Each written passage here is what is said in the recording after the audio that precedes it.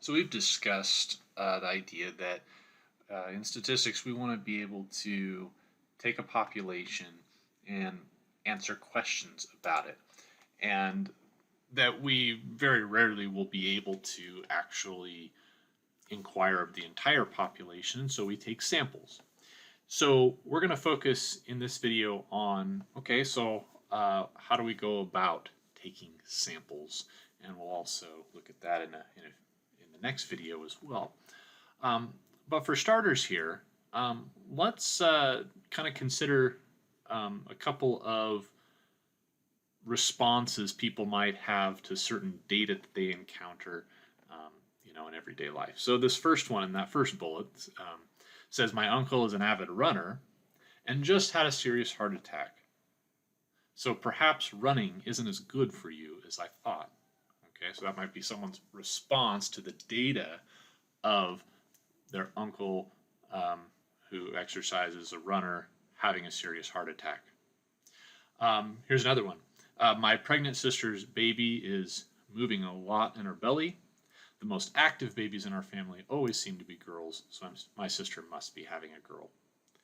So again, there was data that we receive that the baby's moving a lot in the sister's tummy, and so from that, this conclusion is being drawn. Okay, so my sister must be having a girl. All right, so both of those are examples of taking what's called anecdotal evidence and trying to draw conclusions based on anecdotal evidence. And anecdotal evidence is just simply data. It is data that they received, right? It's a piece of data that the uncle was both a serious runner and had a serious heart attack.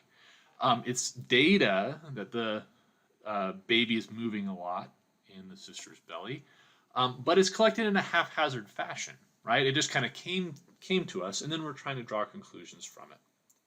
So anecdotal evidence is something that to some extent we all make kind of day-to-day decisions based on, right? But the thing that we want to make sure is that when we have really important decisions to make, or we have things that we need to study that have important implications, that we're not relying on anecdotal evidence to make those types of decisions. All right, and so the first step to avoiding anecdotal evidence in areas where we want to keep it away is to make sure that when we have a sample, we have a significant number of cases from our population of interest, and that is one big step in lending reliability. In both of, well, at least in the uncle example up here, we had a sample size of 1, right? Just the uncle. Here there might have been a few more, right? Because we're referring to babies that are active in the family seem to be girls. So maybe we're talking about an aunt, a mother, things like that, that there's a few different people that have kind of the same experience. So, but even then, we're only talking about a sample size of, 3, 4, 5 or something like that. So one thing we definitely want to do is make sure we're collecting samples that are large enough that might allow us to draw some more reliable conclusions. All right, so we're going to talk about sampling techniques. So aside just from the fact that, hey, yeah, I would like to have a larger sample, we want to get specific about, okay, how do we collect our sample in a way that the results are going to be more likely to be reliable. So as an example, if we want to know the average amount of time YBC graduates took to earn a degree, then again, this is just kind of a visualization, and we kind of drew a similar picture in the last video, that we have our population here, right? And our population would be all graduates, right? And the idea is that I'm randomly selecting members of that population to take part in my sample. So the sample is much smaller than the population, but they're all being taken from that population. Now, sometimes we want to kind of narrow our population. So a good example of that might be, down here in this bullet, where we're saying, okay, maybe I want to specifically know the average amount of time YVC's healthcare graduates take to graduate. Okay, and so if that's the case, then you take that big population and then you focus in on, okay, let's just look at the healthcare graduates. So I'm a small subset of the population, and then make sure that we're taking our sample only from there.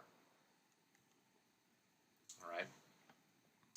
So what we want to focus on in the next few slides is looking at sampling methods. And a sampling method is just simply a process of selecting elements from the population to be part of our sample. So in other words, this means we got to have a plan. If we don't have a plan, that's when we're going to run into trouble when it comes to collecting what we want, which is a representative sample. Okay. And so here's a definition that's important just to keep in mind as our target. So an unbiased sampling method is one that produces data that are representative of the sampled population. Okay. In other words, a less formal way of saying it would just be, we want our sample to look like our population. So just to keep things, pretty straightforward here as an example, YVC has a lot of male and a lot of female students. If I was to take a sample of a class that had predominantly female students, and I wanted to know some sort of question about YVC students that applies to everybody, well, if my class had mostly females in it, and I use that as my sample, then that is not representing the YVC student body, because of course there should be a good mixture of males and females in my sample, just like there are in the student body. That's the goal. All right, so the second definition, just playing off what it means to be an unbiased sampling method, would of course be the opposite, which would be a biased sampling method.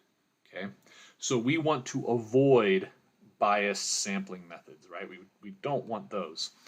One thing I think we have to do here right away, though, is we have to understand that the word bias here is a little bit different than maybe your everyday experience with the word bias. So you might, when you think of bias, you might think that of something very purposeful that someone's doing, but in our sense, it's not so necessarily even on purpose, right? It's not being done to show favoritism or anything like that. It's a biased sampling method is just any sampling method that causes your sample to systematically differ in some way from the sampled population. So it can be totally on accident that it occurs, but what we want to do is do everything we can to avoid biased sampling. And there's kind of three different types of bias that come up. One is selection bias, okay? That's where the method for selection makes the sample unrepresentative of the population. So my example of selecting a class to be the sample for all of YVC that happens to have mostly females in it, that would be a selection bias, right? How I'm choosing to collect my sample makes the sample not represent the entire population well. There's also non-response bias, and that means that a subset of the sampling frame either cannot or will not respond. And then finally, response bias is where participants to a survey provide incorrect information, and that could be either intentionally or unintentionally. So these are all things that can cause bias in our sample to make our results not represent the population well. So a historical example of this, and a rather big example, comes from the 1936 presidential election that was between Franklin Roosevelt and Alf Landon. And of course, everyone knows Franklin Roosevelt. He was the longest serving president of the United States. That was before there was a two-term limit. But you'd be forgiven if you did not know the name Alf Landon. However, interestingly enough, Literary Digest, which was just a periodical of the time, predicted that Landon would win easily with 370 electoral votes and 57% of the popular vote. Now, if we look here at what actually happened, right, here's what Literary Digest predicted. So they predicted 370 electoral votes for Landon, 161 for Roosevelt, 57% of the popular vote for Landon, 43 for Roosevelt. Okay, but down below that is what actually occurred. So 61% to 37%. Now, that is quite a miss. And the thing that makes this so interesting is not just that they missed, polls have been wrong before, although this is very wrong. But the interesting thing is this, is that they sampled over 2 million Americans. 2 million Americans were sampled. So just an unprecedented sample size, and yet they missed it by this much. Okay, so what happened? Okay, well, there was a couple of things. There was selection bias. Okay, so the thing to remember is, what was the big event going on in our country in 1936, right? Well, the Great Depression, right? So, Literary Digest, they sent out, right? Literary Digest was a periodical. They sent the surveys in there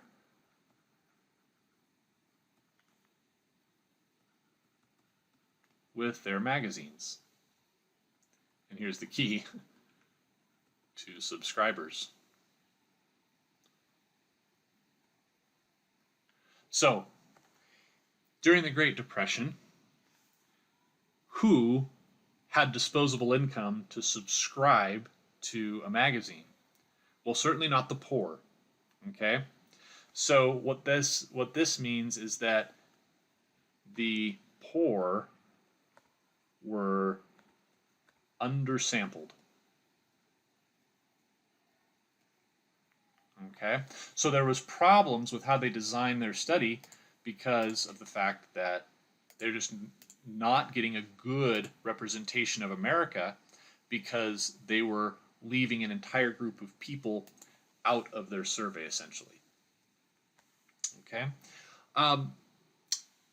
Another way that they did the survey, so they sent surveys with the magazines, and they also used phones for the survey. So that also led to that same type of selection bias, because, again, while everybody has a phone now for the most part, back then the phone was very much more something that you would have if you had some disposable income, right? You would not necessarily have a phone in your home, especially if you're having trouble making ends meet, right? So the poor were undersampled. And then non-response bias, of course, also resulted from these things, right? Because, again, the poor were unable to respond for the most part. So here's another example, and this is one that I would like you to, just pause and write your thoughts down before you see what I have to say about it. So it says a high school surveys students to determine the size and scope of illegal drug activity among students. So they ask for demographic information like your gender, race, age, etc., but do not collect names. What type or types of bias may occur from this sampling technique?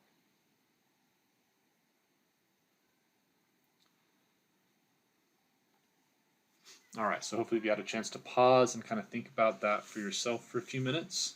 Okay, so here, what kind of bias may occur? The thing that jumps out to me is response bias, that third one in our list. So response bias, right? So remember, what response bias says is that participants in a survey provide incorrect information, either intentionally or unintentionally, right? Because students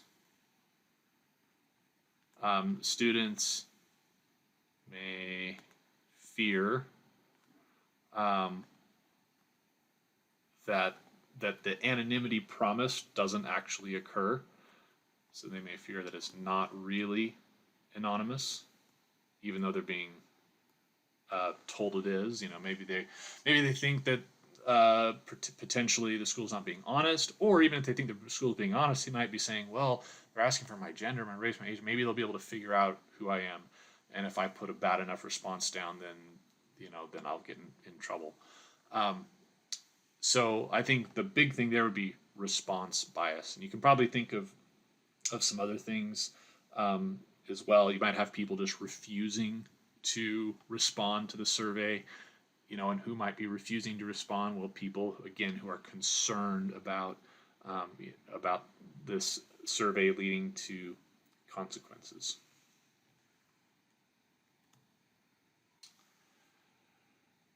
All right, so let's talk here about one other type of sample that we want to avoid, which is a convenience sample. When we conduct convenience samples, it almost always leads to a bias sample, one that does not represent the population well.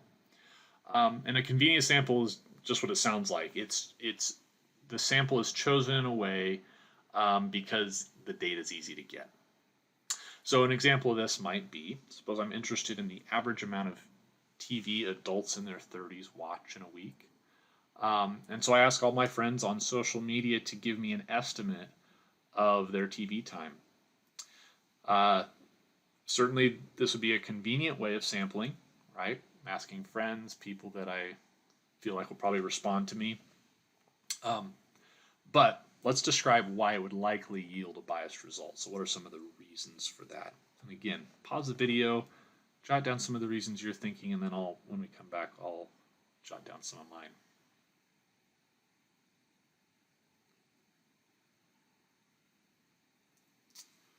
All right, so why would this lead to some biased results? Well, one of the things I think of is that, friends often share characteristics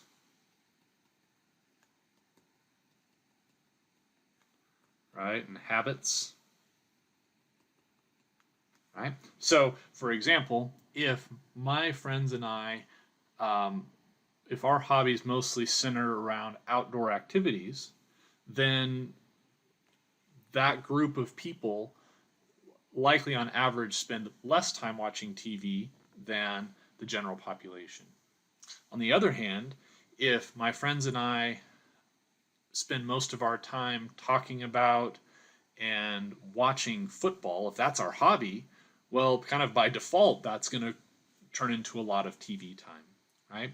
So by choosing my friends and people I'm likely to have things in common with, I very likely may be leading to a bias where my sample does not represent the population very well. All right. Some other things is, just if we use me as an example, my age, right, and the fact that they're my friends, we share characteristics and habits, but also we might all have kids, right? So we'll just say people of my age tend to have young kids.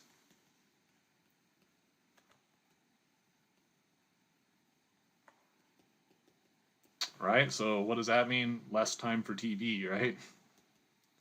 Less time for TV. So that might kind of underestimate how much TV time the typical adult spends, right? And so you might have had some other reasons why that would yield some biased results. I'm going to say one other here, and that is going back to to response bias.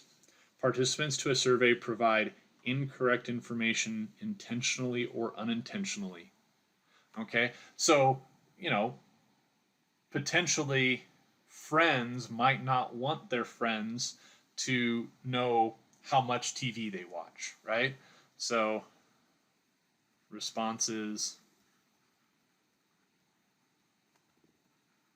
may be inaccurate, right? To avoid judgment, right?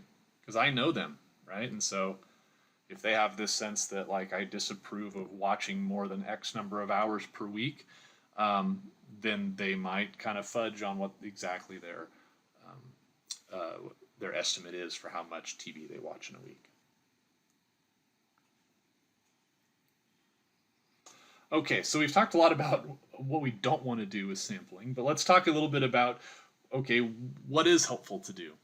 So kind of the thing we're always shooting for, and really the theory that we learn in this class is all based on the assumption that this is happening, at least to a large extent. And that is that we are getting simple random samples, okay? So a simple random sample is hard to get completely in practice, but a simple random sample is just a sample that is selected so that every case in the population has an equal probability of being chosen. Okay? Every case in the population has an equal probability of being chosen. That's what it means to have a simple random sample. So this one here illustrates a simple random sample, where the little red dots represent the things, the parts of the population actually sampled. The blue dots are just members of the population that weren't sampled. So there's a random scattering of choices for which ones to sample and which ones not to sample. Okay. The problem with that pure idea of a simple random sample is that it's often hard to do in practice, right? How do you truly make it so that every member of the population has an equal chance of being selected and still conduct your sample in a doable way? A lot of times that's hard. So there's other things that you can do that kind of try to mimic a simple random sample, even though it's not, doesn't fit the definition perfectly. So one thing you can do is a systematic sampling method. Okay, so this would be something where you pick every nth case of a population. So you might say something like just an example, every 100th name in the phone book. So what you're doing there is you're taking, you're kind of taking your hands off the wheel in a sense, right? When you're selecting your sample, and you're just saying, I'm just going to take every 100th name and pick that member of the population for my sample. But even from there, it's often necessary to have kind of more structure around our sampling method. So one method to think about is what we call a stratified sample. And so this is obtained by grouping the population into various strata, various groups, where similar cases are kind of grouped together, and then selecting a number of cases from each of the stratum. So this illustration down here is the stratified sampling. Okay, and so like what would the stratum be? Maybe you're wanting to look at a population of high school students, and so maybe the stratum are freshmen, sophomores, juniors, seniors, and then you specifically randomly sample from each of those groups. And so you can see here within each stratum we have some members of the population that are not chosen, and then these red ones represent ones that are chosen. A cluster sample is basically the same thing as a stratified sample, but what you do instead of randomly sampling from every stratum, what you do is you pick a few of the groups and take everything from each of those groups, right? So all the ones in these clusters out here, or these strata out here, are left out, and all the ones in the selected clusters are included in the sample. And then finally, there's multi-stage sampling. And so that's the same thing as cluster sampling, except we don't necessarily take everything in each cluster that we selected. We, again, take a sampling of the members of each of those clusters instead of all of them. All right, so these are different types of sampling methods.